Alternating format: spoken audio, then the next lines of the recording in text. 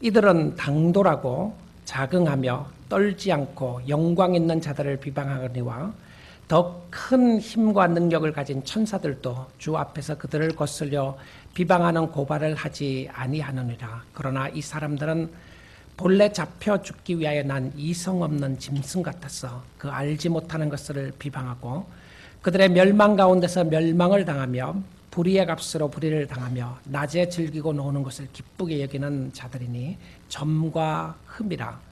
너희와 함께 연회할 때에 그들의 속임수로 즐기고 놀며 음심이 가득한 눈을 가지고 범죄하기를 그치지 아니하고 굳세지 못한 영혼들을 유혹하며 탐욕에 연단된 마음을 가진 자들이니 저주의 자식이라. 그들이 바른 길을 떠나 미혹되어 부올의 아들 발람의 길을 따르는도다. 그는 불의의 삭슬 사랑하다가 자기의 불법으로 말미암아 책망을 받되 말하지 못하는 나귀가 사람의 소리로 말하여 이 선지자의 미친 행동을 저지하였느니라. 아멘. 하나님의 말씀이었습니다.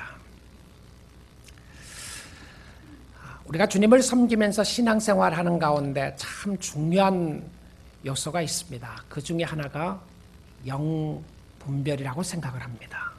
영적으로 분별하는 모습. 이것이 성령의 역사인지 악령의 역사인지, 이것이 성경인지 비성경인지, 이것이 진리의 길로 인도하는 것인지 아니면 비진리로 인도하는 것인지를 분별하지 않으면 우리는 잘못된 유혹에 빠지기가 쉬운 것을 보게 됩니다. 특별히 요즘과 같은 때는 더 그런 것 같습니다. 진짜가 가짜 같고 가짜가 진짜 같은 세상에 살고 있습니다. 여러분, 우리 앞에 있는 이 꽃을 보면 진짜인가 가짜인가 아마 쉽게 진짜라고 말할 것입니다. 사실 진짜이기는 진짜인데 이 꽃은 다 뿌리가 뽑혀 있는 것입니다. 그러게 얼마 있지 않아서 이 꽃은 쓰레기통에 들어가게 될 것입니다. 아무리 꽃이 아름다워도 이 꽃에 뿌리가 없기 때문에 얼마 가지 못해서 마르고 말 것입니다. 우리 교회 본당 옆에 있는 플랜트들은 진짜일까요? 가짜일까요? 네. 나중에 가서 한번 보시면 알게 될 것입니다. 꽃이 진짜인지 가짜인지를 확인하는 방법이 여러 가지 있을 겁니다. 꺾어본다든지 냄새를 맡아본다든지 만져보면 알 수가 있겠죠. 아니면 꽃을 꺾어서 바깥에 내두면 이것이 진짜인지 가짜인지 금방 알게 될 것입니다. 가짜는 금방 마르게 되는 것이죠. 어떤 사람이 이런 이야기를 했어요. 여성들이 가지고 다니는 루이비통이 진짜인지 가짜인지 어떻게 알 수 있는가? 어디 갔는데 갑자기 소나기가 쏟아지기 시작했습니다. 근데 우산을 마치 준비하지 않고 왔었어요. 그래서 여성들이 이 가방을 들고 가다가 가방을 품에 쫙 품고 그냥 젖을까봐 한다면 이것은 진짜입니다. 그러나 머리가 비에 젖을까봐 머리에 가방을 이고 가는 사람들은 가짜일 가능성이 많은 가방입니다. 왜 그렇죠? 가치에 관한 부분 때문에 그렇죠. 내가 비에 머리가 젖더라도 이것만큼은 내가 꽉 가지고 있어야지. 이게 얼마짜린데. 여러분, 신앙에도 그런 것 같아요. 우리가 진짜인지 가짜인지 참 분별하기가 어려운 세상에 살고 있습니다. 베드로 사도가 그의 임종을 앞두고 마지막으로 사랑하는 제자들과 사랑하는 믿음의 동역자들에게, 성도들에게 편지를 쓰게 됩니다. 그가 남기고 싶은 것이 있다면 이 상황 속에서 자기가 만났던 예수 그리스도에 대해서 썼더라면 얼마나 좋았겠습니까? 물론 이 베드로 서신서도 그리스도에 관한 책임에는 분명합니다. 그러나 그는 예수의 행적을 기록한 복음서를 기록하지를 않았습니다. 아니면 베드로 서신 속에서도 베드로 후서라고 이야기를 하면 마지막으로 쓰는 편지였는데 이 편지의 가운데 다른 사람이 다 모르는 예수님에 대한 이야기를 기록했더라면 얼마나 좋았겠어요. Behind story. No one knows but I know. 아무도 모르지만 내가 알고 있는 이 이야기를 기록했더라면 아마 이 편지가 가장 많이 읽혀지는 편지가 되었을 것이고 가장 베스트셀러가 되었을 것 같습니다. 그런데 이 짧은 3장의 편지 가운데서 3분의 1에 해당하는 그 내용을 정말 단호하고 그리고 과격하게 교회에 들어온 잘못된 교리를 가르치는 이단들이나 잘못된 선생들에 대하여 경고하고 있는 것을 보게 됩니다. 베드로 사도가 왜 이렇게 단호하고 그리고 격렬한 톤으로 쓰고 있었을까 생각을 해보게 됩니다. 아니 좀 나이스하게 이야기를 하지 말입니다. 그렇잖아요. 좋은 게 좋은 것이고 야 너희들 예수를 잘 믿어라. 천국이 얼마나 좋은 곳인가. 하나님을 잘 섬기는 것이 얼마나 아름다운 것인가. 예수님이 정말 기가 막힌 분이다. 이렇게 좋은 의미로 쓸 수도 있었을 텐데 베드로 사도는 베드로후서 2장에 와서 정말 무서운 그림자와 같은 그리고 단호하고 격렬한 표현으로 이 편지를 써내려가고 있었던 것을 보게 됩니다. 그는 초대교회에 있었던 목회자였습니다. 이렇게 격렬하게 쓸 수 있었던 것은 이 서신서가 전도용이 아니라 성도들을 목양하는 목양서신이었던 것을 우리는 알게 됩니다. 무슨 말이죠? 여러분, 하나님께서 우리가 주님을 섬기고 나가는 동안에 우리의 삶 속에 힘들고 어려운 상황 속에서 우리를 유혹하고 미혹하는 영들이 있을 때에 경고의 메시지가 필요했던 것을 보게 됩니다. 그가 예수님이 부활하신 이후에 그런 고기잡이를 하러 갔던 사람이었습니다. 예수님은 디베라 바닷가에 고기 잡고 있는 베드로에게 찾아오셔서 요한의 아들 시몬아 네가 나를 사랑하느냐? 요한의 아들 시몬아 네가 나를 사랑하느냐? 세 번이나 묻는 질문 앞에 베드로는 네 그렇습니다 주님. 주님이 내가 주님을 사랑하는 줄 주님이 아시지 않습니까? 라고 대답을 했습니다. 그때마다 예수님에게는 내 양을 먹이라. 내 양을 치라. 이 치라고 하는 포인트는 텐들하라고 케어하라고 하는 포인트였습니다. 그리고 내 양을 먹이라고 이야기했어요. 먹이고 보호하는 차원에서 말씀을 하셨다는 것을 보게 됩니다. 그러면 목양서신으로 쓰면서 양을 해치는 이리들이 교회 안에 있음을 경고한 것이었습니다. 선한 양떼들을 해치는 잘못된 자칭 사도들이라고 하는 사람들이, 자칭 잘못된 것을 가르치는 선생들이 교회 안에 있었던 것을 그는 경고해 주었어요. 무거운 주제지만 심도 있게 이 부분을 다루고 있었습니다. 미혹한 영들이 많이 있는데 이런 것은 없다. 아무 문제가 없다. 너희들이 그냥 잘 믿으면 된다고 이야기하지 않았던 것을 봅니다. 여러분, 우리 육신의 병이 썩어져가고 살이 썩어져가는 병에 걸려 있음에도 불구하고 Everything is okay. 아무런 문제가 없다. 모든 문제가 없다고 만약에 이야기를 한다면 이것은 올바른 진단을 한 것이 아니었을 것입니다. 진리가 있으면 그 진리를 왜곡시키는 잘못된 비진리가 있음을 이야기하고 있는 것이죠. 여러분, 진실한 성도들에게는 유혹이 있고요, 핍박이 있게 됩니다. 그래서 이것을 잘 분별하는 것이 중요했습니다. 성도에게 쓴 편지였던 것이죠.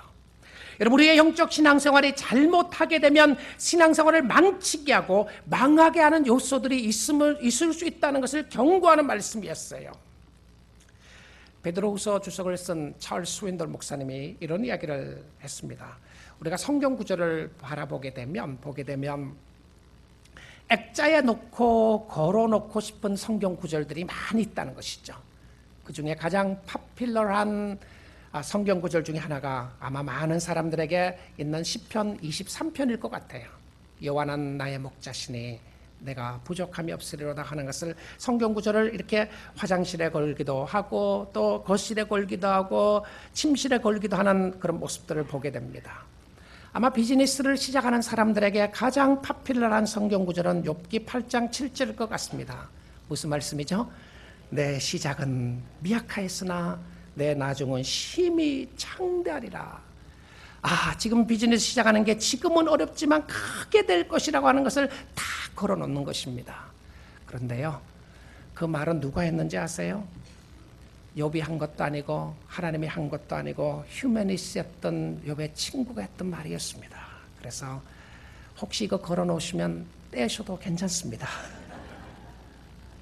그런데 이 베드로후서를 기록한 이 모습을 바라보면서 수인돌 목사님은 액자에 넣고 싶지 않는 말씀 중에 하나가 베드로후서 2장이라고 그랬어요. 걸어놓고 싶지 않는 말씀이다. 굉장히 무거운 톤으로, 그리고 그것을 가지고 우리에게 경고의 메시지를 주고 있는 것을 말했습니다. 베드로후서 2장 1절부터 10절 말씀을 우리는 지난 시간에 몇 번에 걸쳐서 말씀을 보게 되었어요. 거짓 선생들과 거짓 선지자들은 그들이 거하는 초소는 교회 아니었고 성도들이 모이는 모임이었습니다. 그들은 탐심으로 지어낸 말을 가지고 사람들을 미혹하게 되었고, 말로 미혹하는데 진짜 있었던 이야기가 아니라 자신이 지어냈던 이야기를 가지고 너무나도 아름답고 고상한 말로 사람들을 미혹했던 것을 보게 됩니다. 아름답고 고상한 말이었는데 그 안에 독약이 들어있었던 것과 마찬가지였습니다. 성경과는 틀린 메시지를 했음에도 불구하고 사람들이 알아듣지 못하도록 말했던 것을 보게 됩니다. 그리고는 그들이 반드시 멸망하게 될 것을 성경이 이야기했습니다. 그래서 천사들을 예로 들고 노아 홍수 때를 예로 들고, 그리고 소돔과 고모라성을 예로 들어가면서 그들은 반드시 하나님의 심판대 앞에 서게 될 것을 말했습니다. 그래서 우리는 늘 신앙생활에 조심해야 될 요소가 있다는 것을 말합니다. 여러분, 예수를 잘 믿는다고 생각을 했는데 뒤를 돌아보니까 잘못 믿고 있었어요. 잘못 따라가고 있었다고 생각하면 얼마나 안타까운 일이 되겠습니까? 잘못된 사람들에게 미혹되어서 하나님으로부터 멀어지게 하고 멸망하게 된다면 얼마나 비참한 모습이 될 것입니까? 여러분, 주님을 잘 섬긴다고 이야기하고 몸과 마음과 모든 것을 바쳐서 주님을 섬겼는데 가보니까 허상이었다고 이야기한다면 이것만큼 안타까운 것이 어디에 있겠습니까? 여러분, 신앙생활의 시작을 잘해야지만 끝을 또한 잘하는 것이 중요합니다. 끝을 잘하기 위해서는 과정이 중요하다는 것이죠. 그래서 우리는 자주 그리고 확실하게 말씀으로 돌아가서 말씀이 우리를 무엇을 가르치고 있는지, 말씀이 무엇을 이야기하고 있는지를 보아야 된다는 것을 말해주고 있습니다. 사실 이것을 분별하는 것이 그렇게 어려운 것만도 아닙니다. 우리는 사람들의 말만 가지고 볼 수가 없습니다. 행동도 보아야 한다는 것이죠. 예수 믿는 사람들, 말 잘하는 사람으로 끝나는 사람들이 아니었습니다. 예수 믿는 사람들은 완벽한 사람들이 아니었고요. 예수 믿는 사람들은 완전한 사람들이 아니었습니다. 그러나 분명했던 것은 예수를 말미암아 그리스도의 성품을 닮아가는 사람들이었어요. 내가 얼마나 죄를 짓느냐 아니냐의 핵심이 아니라 내가 죄를 짓고 있는 이 순간에 내가 무엇으로 하나님 앞에 나가고 있는 것인가, 나의 삶 속에 진정한 회개의 역사가 있는가 아닌가를 보는 것이 중요했음을 말해주고 있습니다. 말씀을 통하여, 성령의 역사로 통하여 죄가 지적될 때에 회개할 줄 아는 사람들은요, 하나님의 사람이었던 것을 말해줍니다. 비록 넘어져도 또 일어나서 회개하는 사람들이었습니다. 아무런 노력을 하지 않는 것을 말하는 것이 아니었고, 그들에게 예수의 향기가 있는 사람이었고 성령의 열매가 있는 사람이었습니다. 그래서 깨어 있으라고 하는 말씀을 하고 있습니다. 거짓 선생이라고 하니까 혹시 여러분 이런 마음 들지 않으시나요? 나는 선생이 아니니까, 교회에서 가르치는 교사도 아니고 하니까 나와는 상관없는 말이라고 생각이 들지 않습니까? 여러분, 잘못된 선생을 따라가게 되면요, 잘못된 삶을 살게 되어 있습니다. 예수님을 따라가게 되면 예수님을 닮게 되어 있어요. 잘못된 선생들도 분별하고 자기도 가는 길이 올바른 길로 가고 있는지를 분별해야 되는 것을 보여주고 있습니다. 자신이 구원의 반열에서 떨어지게 되면 아무 쓸모없는 것이죠. 아무 의미 없는 것입니다. 여기 서 있는 여러분에게 말씀을 전하고 있는 박 목사도 바른 길을 가고 있는지, 바른 음식을 먹이고 있는 것인지, 진리의 음식을 먹이고 있는지를 여러분들이 분별을 할 줄 알아야 되고 분별해야 한다고 성경은 이야기하고 있다는 것입니다. 그런데 이런 일들을 분별하기 위해서 잣대가 무엇인가? 오늘 성경 말씀은 잘못된 교리에 빠져 있는 사람들, 이단들, 잘못된 선생들을 분별할 수 있는 그 잣대가 무엇인지를 오늘 본문 말씀에 말해주고 있습니다. 자, 첫째는 무엇이었냐면 그들은 어떤 모습을 하고 있는가, 어떤 모습을 가지고 있는 것인가. 이 모습 속에서 세 가지를 보기 원합니다. 그들의 입과 그들의 눈과 그들의 마음을 보는 것입니다. 두 번째, 그들은 어떤 자세를 하고 있는가? 그들에게 있는 애티튜드는 무엇인가? 어떤 자세인가? 세 번째로, 그들이 추구하는 것은 무엇인가? What are they after? 정말 그들이 추구하는 것은 무엇인가? 네 번째는, 미혹하는 영들은 누구를 찾아다니면서 미혹을 하는가? 누구에게 접근하는가? 이 네 가지 모습을 오늘 본문 말씀을 통해서 살펴보기 원합니다. 첫 번째입니다. 그들은 어떤 모습을 하고 있는 것인가? 거짓 선생들과 거기에 빠져있는 사람들의 모습을 보여주는데요, 우리가 말씀을 통해서 분별해야 합니다. 분별할 수 있는 잣대가 무엇인지를 보아야 하는데요, 오늘 세 가지를 이야기해 줍니다. 첫 번째는 입입니다. 입이라고 하는 표현 속에 나타나는 것은 무엇이었냐면 언어라고 하는 것이죠. 말이라고 하는 포인트입니다. 베드로후서 2장에서는 이들에 대한 이야기를 하면서 10절, 11절, 12절을 보시면 여기서 반복하여 쓰여지는 단어가 하나가 있습니다. 무슨 단어이죠? 비방하거니와, 비방하는. 그 다음에 12절 끝에도 보게 되면 비방하고라고 하는 단어를 쓰고 있습니다. 그들의 언어 속에 나타나는 것은 무엇이었냐면 비방이라는 단어였어요. blasphemy라고 되어 있습니다. blasphemy하다, 참담하다. 그들은 비난하면서 사람들에 대해서 비난하게 되고 하나님에 대해서 비난하게 되고 영광 있는 자들을 비난한다고 되어 있습니다. 여기에 나와 있는 영광 있는 자들은 누구인가 하면 어떤 학자들은 천사라고 이야기하기도 하고 어떤 학자들은 목회자들이라고 이야기하는 학자들도 있습니다. 그러나 주위에 있는 사람들에게 비난하고 비방하는 모습들이 있는 것을 보여주고 있었어요.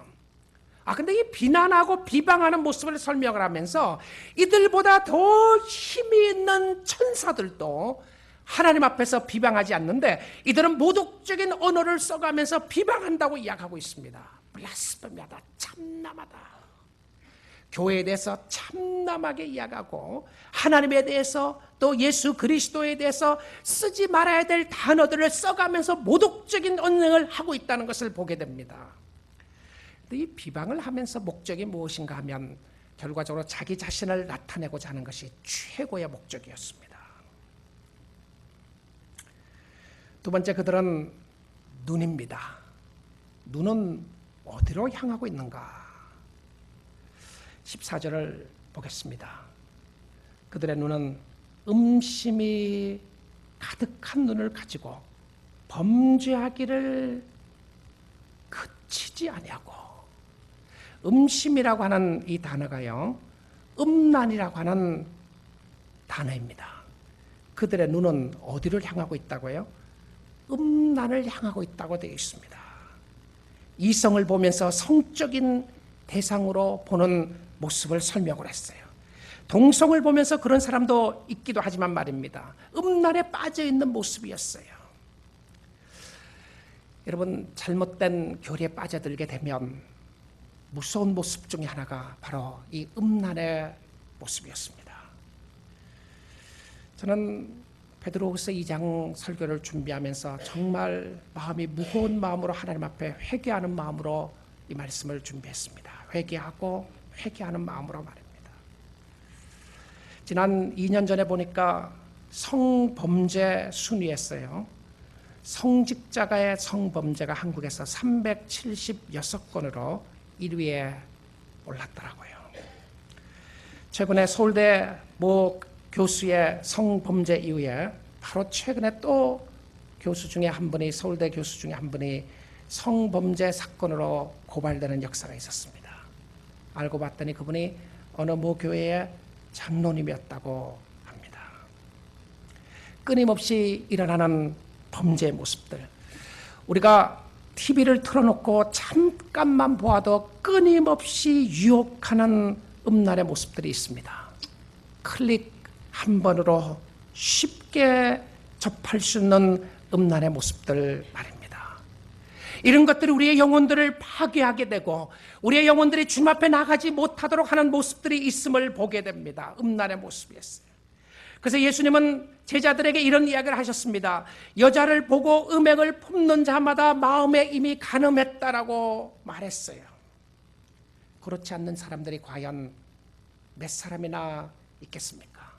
사단은 끊임없이 우리의 심령 속에 음란한 생각들을 가지게 하게 하고, 그리고 음란한 눈을 가지고 하나님 앞에 나가지 못하도록 하는 유혹들이 끊임없이 있었던 것을 보게 됩니다. 그리고 세 번째로 그들의 마음속에 있었던 것은 무엇이었냐면 탐심에 관한 부분이었어요. 욕심이었습니다. 욕심의 표적이 무엇인지 압니까? 그것은 다 자기중심이었어요. 자기만을 위해서 살고 남에게 베풀 줄도 모르고 섬길 줄도 모르는 자기의 욕망과 욕구를 채우려고 하는 모습 가운데 있었던 것을 보게 됩니다. 여러분, 우리의 자신들을 돌아보게 되면 여기서 자유로울 사람이 과연 몇 사람이나 되겠어요? 그럼에도 불구하고 우리가 다시 또 깊이 보아야 될 것은 무엇이었냐면, 내가 예수를 믿고 난 이후에 나의 삶 속에 진정한 변화의 역사가 일어난 것이 무엇인가를 보아야 할 것입니다. 나의 입에는 어떤 변화가 있게 되었는가? 나의 눈에는 어떤 변화가 있게 되었는가? 나의 마음속에는 어떠한 변화가 일어나게 되었는 것인가? 세상은 끊임없이, 사단은 끊임없이 우리를 유혹하고 있고 미혹하고 있는 가운데서 우리가 어떻게 하나님 앞에 서게 될 것인가를 바라보고 있는 말씀인 것을 이야기해 주고 있습니다.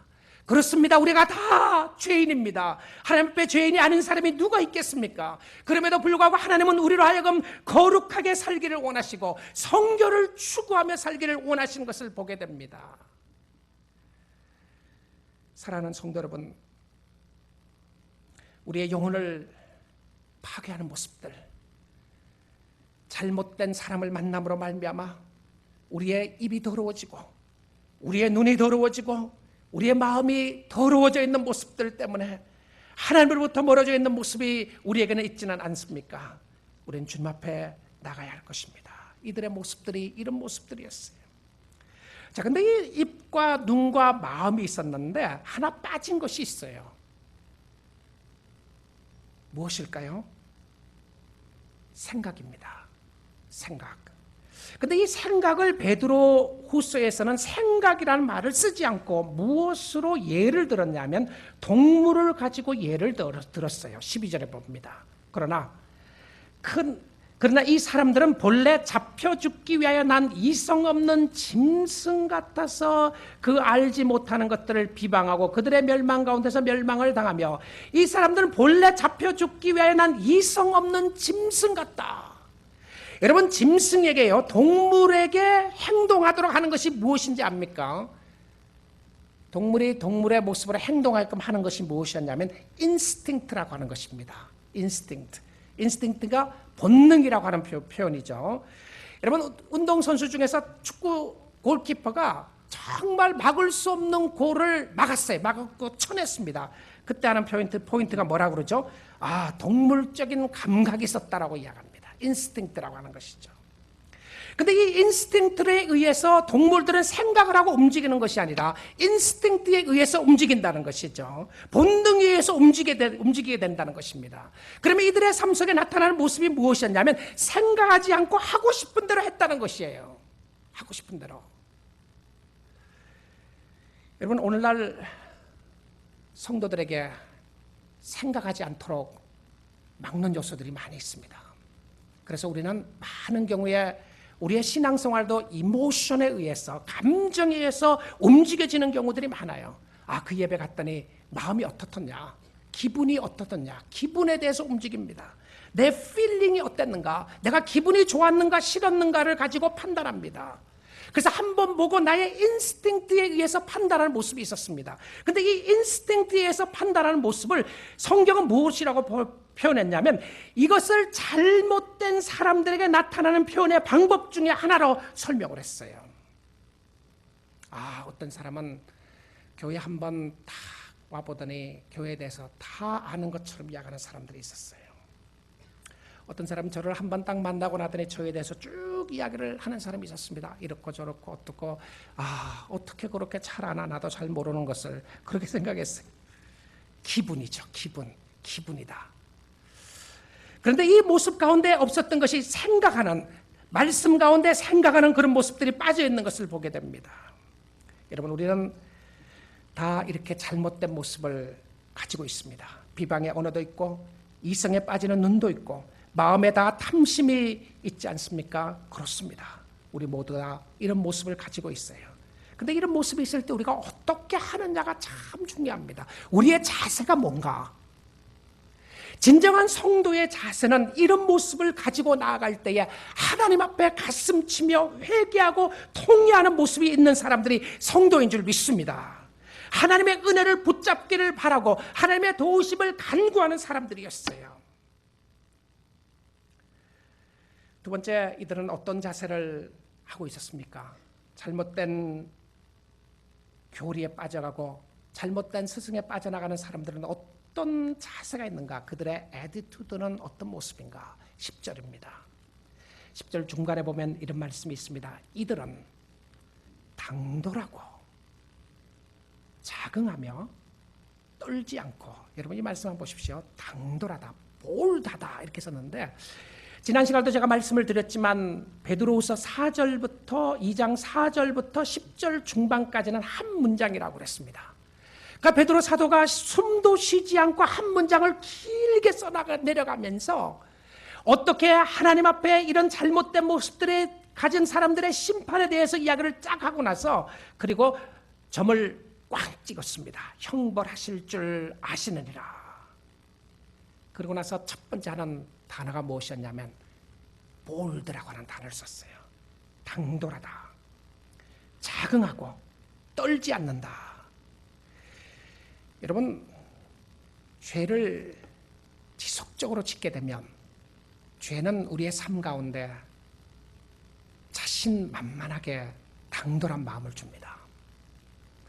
야, 저 사람이 어떻게 저렇게 당돌할 수가 있을 것인가? 여러분, 이게 양심의 화인을 맞게 되면요, 죄에 대해서 화인을 맞게 되면, 그렇게 되면 당돌한 모습이 있게 돼요.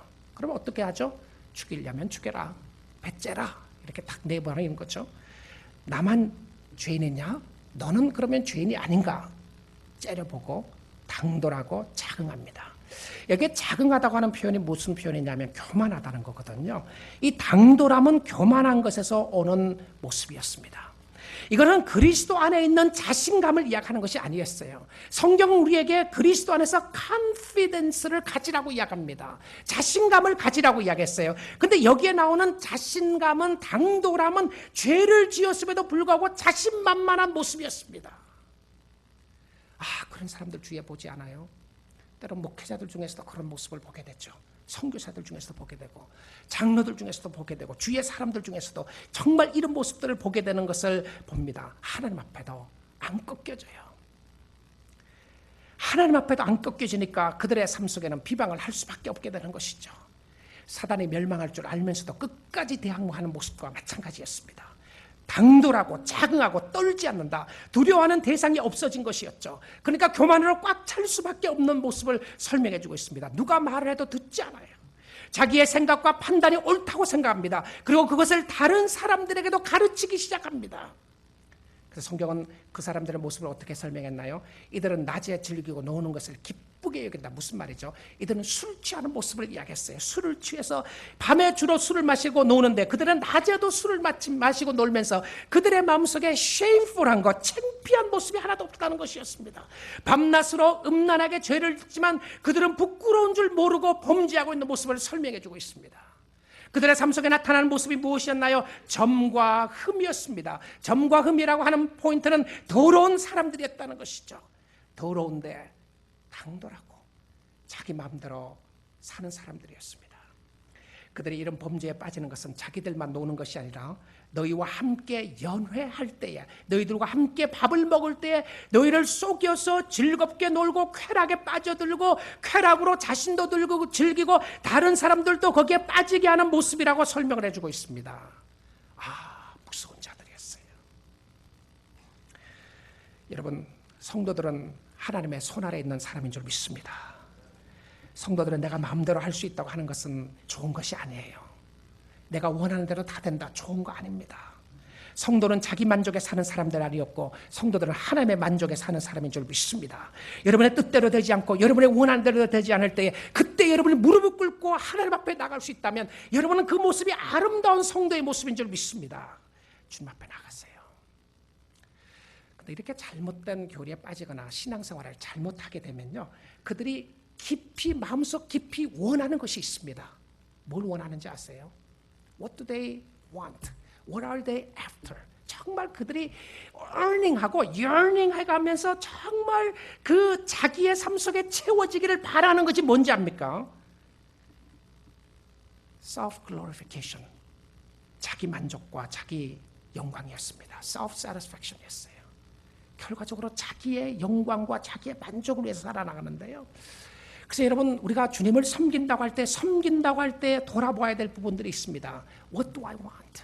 내가 섬기면서 무엇을 원하는가? 여러분, 섬기지 않는 사람도 돌아보아야 합니다. 내가 왜 섬기지 않는가? 왜 다른 사람을 섬기지 않는가? 나는 나 자신으로 꽉 차 있는 것이 아닌가? 내 마음속 깊은 곳에 원하는 것이 무엇인가?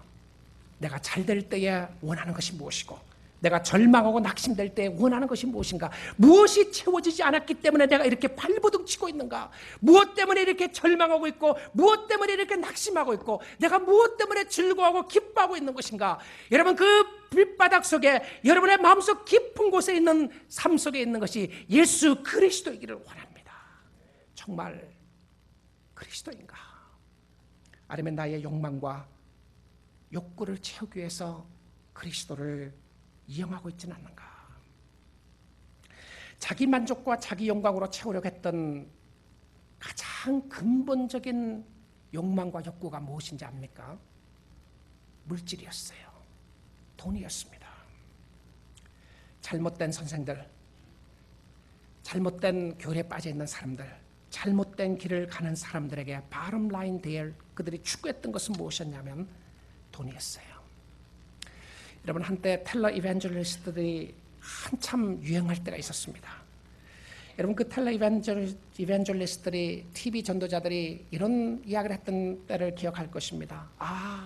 여러분 부자가 되기를 원하십니까? 최근에 한국에도 보니까 그런 목회자가 나왔더라고요. 텔러 이벤젤리스트 같지는 않지만 어떻게 하면 예수 믿고 부자가 되는가? 진짜 대놓고 이야기를 하는 거예요. 어떻게 하면 예수 믿고 부자가 되는 것인가? 나인데 와서 이것을 배우기만 하면 예수를 믿고 부자가 될 수 있다. 이 텔러 이벤젤리스트들이 했던 것이 무엇이었냐면, 당신이 부자가 되기를 원하느냐? 그러면 당신 지갑을 꺼내봐라. 그러면 지갑을 꺼내보는 거예요. 그 지갑 속에 얼마가 있는가 보라. 확인해 봅니다. 여러분, 더 부자가 되기를 원하거든 그 지갑 속에 돈을 더 집어넣고 나에게로 보내라.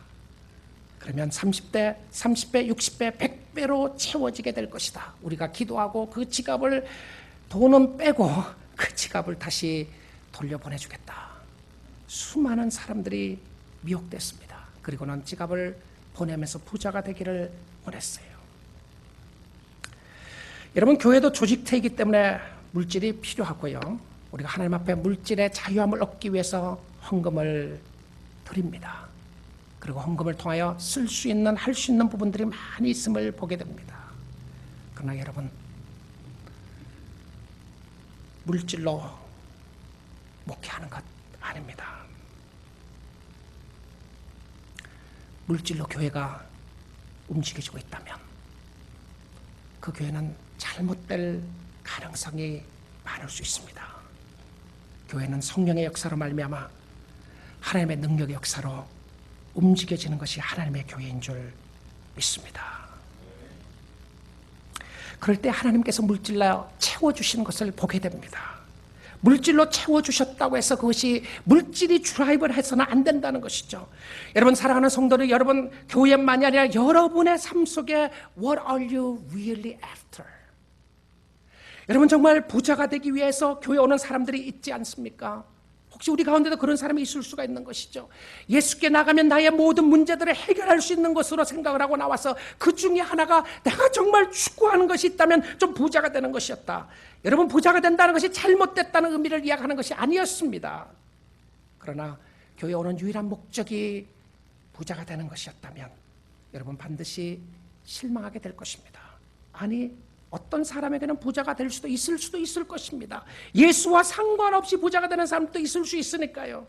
그러나 그런 상황이 되게 되면 하나님을 섬기는 것이 아니라 여러분의 심령 가운데 물질로 인하여 드라이브 될 수밖에 없는 것을 설명을 합니다. 그 예로 든 것이 무엇이죠? 베드로 사도는 이 상황 속에서 그 예로 들었던 것이 바로 발람에 관한 이야기였습니다. 여러분 15절을 다시 봅니다.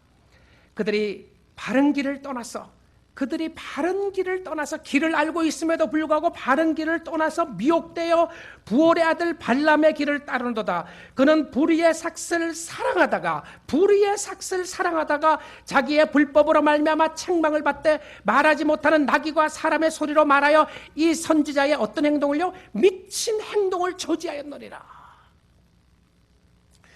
여러분, 발람에 관한 이야기가 민수기 22장부터 해서 24장까지 무려 3장에 걸쳐서 쭉 설명을 합니다. 여러분, 발람 선지자는 모압 땅의 선지자였고요. 이 사람은 이방 선지자였어요. 하나님을 섬기는 선지자가 아니었습니다. 그 당시에 신통하다고 하는 유능한 예언자였어요. 국비 예언자였습니다. 그 모압 지방의 왕이 그 당시에 발락이라고 하는 왕이 있었는데요. 발락이라는 왕이 이스라엘 백성들이 쳐들어온다는 이야기를 듣고 나서 우리 땅에 가장 유능한 선지자가 누구냐, 가장 유능한 예언자가 누구냐고 이야기했을 때 발람 선지자라는 것을 알게 되었습니다. 그래서 발람에게 사람을 보내서 돈을 많이 보내게 됩니다. 그리고는 이스라엘 백성들에게 저주해달라고 그렇게 이야기했어요. 여러분, 아무리 잘못된 선지자라고 할지라도요, 그 앞에서 돈 가지고 가는 사람 별로 없습니다. 이 사람이 뭐라고 이야기를 하느냐면, 그래도 양심 있는 말을 하는 것처럼 이야기를 했어요. 내가 어떻게 돈 받고 예언을 할 수 있겠는가? 하나님이 주시는 것 아니고 내가 말하지 않겠다고 이야기합니다. 그때 이야기했던 하나님은 야훼 하나님을 이야기하는 것 같지 않습니다. 어떤 신이 나에게 이야기해 주지 않는데 내가 무슨 말을 할 수 있겠는가? 이렇게 이야기를 했어요. 사실은요, 그가 그렇게 말했던 것은 더 많은 돈을 요구했던 모습이었습니다. 그것을 왕이 빨리 알아차렸어요. 그리고 나서는 더 많은 돈을 줘서 보냅니다. 그때는 발람 선지자가 또 이야기를 합니다. 내가 안 가겠다고, 갈 수가 없다고 그렇게 이야기를 했어요. 갈 수 없다고 이야기를 하고 돈을 많이 주겠다고 이야기를 하니까요, 안 간다고 그래놓고는 바로 조금 있다가 나귀의 짐을 실게 하고 길을 떠나게 됐습니다. 이것은 그의 삶 속에 있었던 내면적인 두얼리스틱한 삶의 모습을 설명해 줍니다. 입술로 한 말을 하지만 마음에는 딴 생각을 하고 있었던 것이죠. 입술로 아무리 아름다운 말을 해도요, 마음에 딴 생각을 가지고 있으면 그 생각대로 움직이게 돼 있습니다. 사람은 마음에 무엇이 있느냐에 따라서 그것으로 행동을 하게 돼 있어요. 내 입술에는 입에 바른 그런 말이 될 수도 있습니다. 마음에 없는 말을 내가 할 수도 있는 것이에요. 그렇게 가니까 나귀를 타고 가는데 갑자기 나귀가 그냥 뛰기 시작합니다. 뛰더니 옆에 벽으로 뛰어가게 되고 벽에 부딪혀서 자기의 다리가 그냥 부딪히게 되고 다리에 상처를 입게 됐어요. 발람 선지자가 너무너무 화가 났습니다. 화가 나서 나귀를 때리기 시작했습니다. 그때 갑자기 나귀가 말을 하기 시작했어요. 무슨 말을 했는지 궁금하시죠? 민수기 22장 가서 보겠습니다. 이거 뭐 성경에 있는 이야기냐, 만들어낸 이야기냐, 사람이 무슨 동물이 무슨 이야기를 한다고 여러분 그렇게 이야기를 하면요, 아직 성경 잘 못 믿고 하는 소리입니다. 뱀이 에덴 동산에서 이야기했잖아요. 말했죠. 그렇죠? 말했어요. 하나님이 말하게 하면요, 동물들도 말하게 되게 되는 역사가 있게 되는 줄 믿습니다. 전지전능하시고 무소부재하신 하나님이 못할 일 뭐가 있겠어요? 그렇지 않습니까? 자, 근데 이 나귀의 입을 여시는 역사를 이방 선지자를 통해서 이야기를 했어요. 28절입니다. 민수기 22장 28절에요. 여호와께서 나귀 입을 여시니, 여호와께서 나귀 입을 여시니 발람에게 이르되 내가 당신에게 무엇을 하였기에 나를 이같이 3번이나 때렸냐? What have I done to you to make you beat me these 3 times? 아니, 내가 뭘 잘못했다고 당신 나를 3번 때립니까? 발람이 나귀에게 이야기를 합니다. 내가 너를 거역하였기 때문이니 내 손에 칼이 있었다면 곧 너를 죽였으리라. 이거 그냥 칼이 있었다면 당장 너의 목은 날아갔을 줄 알아. 아마 이때까지 발람이 나귀하고 이야기하고 있는 줄 몰랐던 것 같아요. 내용을 보면 전혀 모르고 한 소리였던 것 같다는 생각이 듭니다. 그때 나귀가 다시 발람에게 이야기합니다. 나는 당신이 오늘까지 당신의 일생 동안 탄 나귀가 아니냐? 네가 언제 당신에게, 한국 성경 재밌게 번역을 했어요. 이때 반말하도록 번역을 했어요. 나귀가 아니냐? 내가 언제 당신에게 이같이 하는 버릇이 있었더냐? 재밌게 이야기했어요. Have I been in the habit of doing this to you? 그때 선지자가 뭐라 그래요? No, you have not. 아니라 이렇게 하고 끝났습니다. 이야기가요. That's it. 나귀가 뭐 입을 열어갖고 하나님을 증거한 것도 아니고 걸을 수 있는 이야기 한 것도 아니고요. 굉장히 자연스러운 일상생활에 일어났던 이야기를 하게 됐어요. 자, 그런데 여기서 성경이 베드로후서에서 이야기해주고 싶은 포인트가 무엇이었냐면 의도는 이렇게 되어 있습니다. 발람이 불의의 삭슬을 사랑하다가 돈을 사랑하다가 불의의 삭슬 사랑하다가 결과적으로 어떻게 됐습니까? 1불도 건지지 못했어요. 결과적으로 1불도 건지지 못하고요. 결과적으로는 이스라엘 백성들을 축복할 수밖에 없게 되었습니다. 여러분, 하나님의 방법대로 하지 않으면, 하나님의 뜻대로 하지 않으면 잘 되는 것 같은데요. 그거 잘 되는 거 아니에요. 하나님 두려워할 줄 알아야 됩니다. 하나님을 두려워하고 하나님을 경외하는 마음이 떠나게 되면 우리는 마음이 완악해지게 되고요. 마음이 굳어지게 되고 우리 마음대로 할 수밖에 없는 것을 보여주고 있습니다. 하나님의 말씀하신 것으로 우리가 채워지지 않으면 우리는 욕심과 우리의 의지와 우리의 생각대로 가득 채워져 있는 것을 보게 됩니다. 무서운 경고의 메시지였어요. 네 번째입니다. 이런 사람들은, 거짓된 선생들은 누구를 미혹하는가? 누구를 미혹하는가? 잘 보셔야 되겠죠? 그렇죠?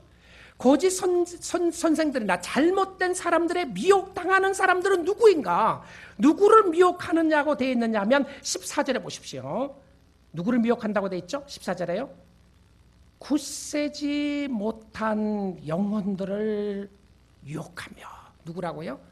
굳세지 못한 영혼들을 유혹한다고 되어 있어요. 이들이 누구에게 다가가는지 한번 보십시오.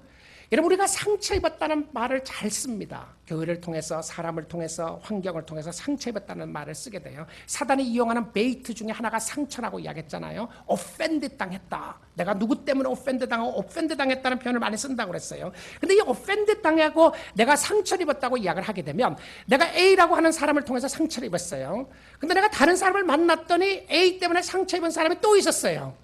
그럼 나하고 이 사람하고 친구가 되는 거죠. 원수지간에도 친구가 될 수 있습니다. 근데 그렇게 되면서 상처에 대해서 이야기를 하다가 보게 되면 우리의 마음이 자꾸 약해지는 경우들을 보게 됩니다. 근데 이 사단의 역사가요, 누구에게 가서 미혹을 하느냐 하면 굳세지 못한 영혼들을 미혹한다고 되어 있어요. 약한 자들을 미혹한대요. 근데 이 약한 사람들이 누구죠? 여기서 말하는 굳세지 못한 영혼들은 누구를 말하는 것인가요? 마음이 약한 자들을 이야기합니까? 어떤 사람 마음이 굉장히 소프트하고 연약한 사람들 있잖아요. 마음이 연약한 자들을 미혹하나요? 돈이 없는 자를 미혹하나요? 아니었습니다. 아니었어요. 굳세지 못한 영혼은 누구였느냐면, 굳세지 못한 영혼들은요, 세상적으로 강한 사람들이었어요. 강한 사람이었습니다. 그들은 당돌한 사람들이었고요. 그들은 할 수 있다고 믿었던 사람들이었고요. 그들은 자기의 힘으로 할 수 있다고 생각했던 사람들이었습니다. 근데 이 굳세지 못한 영혼들은 왜 그러냐면 예수 안에 뿌리를 내리지 않았기 때문에 굳세지 못한 영혼들이었어요. 예수 그리스도 안에 뿌리를 내리게 되면 이 사람들은 강한 사람이 되는 줄 믿습니다. 굳세지 못한 자는 오히려 세상적으로 강한 사람일 수도 있습니다. 그들은 당돌한 사람이 될 수 있어요. 근데 복음에 대하여 뿌리를 내리지 못하면, 말씀에 대하여 확고한 신앙이 없게 되면 우리의 마음은 점점 연약해진다는 사실을 보여주고 있습니다. 베드로 사도는 우리에게, 사랑하는 자녀들에게, 정말 믿음으로 승리하기를 바라보고 있는 자녀들에게 이렇게 이야기를 했어요. 우리가 어떻게 하면 견고하고 흔들리지 않고 넘어지지 않는 방법이 무엇인가? 아마 그들은 사랑하는 양떼들을 향해서 이 말씀을 했다고 생각이 듭니다. 저는 여러분의 목회자로서 정말 여러분에게 제가 잘 할 수 있는, 목양을 잘 할 수 있는 부분 중에 하나는 여러분 모두를 예수 그리스도께로 잘 인도하는 목사가 될 때 저는 목회를 잘했다고 생각한다고 말할 수 있을 것입니다. 여러분을 그리스도 앞으로 나갈 수 있도록, 저에게 오는 것이 아니고요, 저를 섬기는 것도 아니고 교회를 섬기는 것도 아니고, 어떻게 하면 여러분 교회를 통해서, 저를 통해서 하나님을 잘 섬길 수 있을 것인가? 하나님을 어떻게 하면 기쁘게 할 것인가, 여러분의 최후 승리를 얻는 그 순간까지 어떻게 그리스도를 붙잡으며 주님과 함께 나아갈 것인가, 이것을 잘 여러분들에게 인도한다면 저는 목양을 잘하는 모습이라고 생각합니다. 아마 베드로 사도는 잘못된 유혹에 빠져가는 수많은 사람들을 바라보면서 그들은 단호하게 말할 수밖에 없었습니다. 사랑하는 성도들이요, 어쩌면 그들은 베드로 사도가 이렇게 이야기했으면 더 좋아할 수도 있었을 것입니다. 좋은 말만 했더라면, 아 정말 아름답고 놀라운 천국의 모습이 있다, 그 말을 하지 않았던 것이 아니었어요. 예수 믿고 좋은 말들, 좋은 게 좋은 거니까 교회 가서 그냥 좋은 소리만 듣고 잘 된다는 소리만 들어야지, 무슨 뭐 죄에 대한 이야기를 하고 회개에 대한 이야기를 하느냐, 마음이 아파 죽겠다, 무슨 소리를 하느냐. 여러분, 여러분의 심령 속에 필요한 메시지는요, 십자가 붙잡는 거예요. 하나님 붙잡는 겁니다. 하나님 붙잡고 어떻게 살 것이냐가 중요했던 것이었어요. 우리의 삶 속에 견고하고 흔들리지 않는 방법이 있습니다. 그것이 무엇이었나요? 베드로 사도는 이야기했잖아요. 부르심과 택하심을 굳게 하라. 부르심과 택하심을 굳게 하라. 여러분, 하나님의 은혜를 붙잡을 수 있기를 주님의 이름으로 축복드립니다.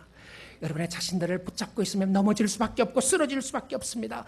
오늘도 나를 나되게 하시고 나를 새롭게 하시고 나를 붙잡고 계시는 하나님의 은혜를 붙잡을 수 있기를 주님의 이름으로 축복드립니다. 하나님을 두려워하여 섬기십시오. 여러분의 삶 속에 최고가 하나님이 될 수 있기를 원합니다. 주 안에서 살아야 되는 것이고요, 믿음을 붙잡고 살아야 하는 것입니다. 우리는 다 연약한 사람들입니다. 우리는 다 약한 사람들이고 우리는 넘어질 수밖에 없는 사람이지만, 우리가 영적인 분별력을 가지고 하나님을 섬기고 하나님 앞에 나가게 되면 우리는 넘어지지 않고 하나님 앞에 바로 서게 되는 역사가 있게 되는 줄 믿습니다.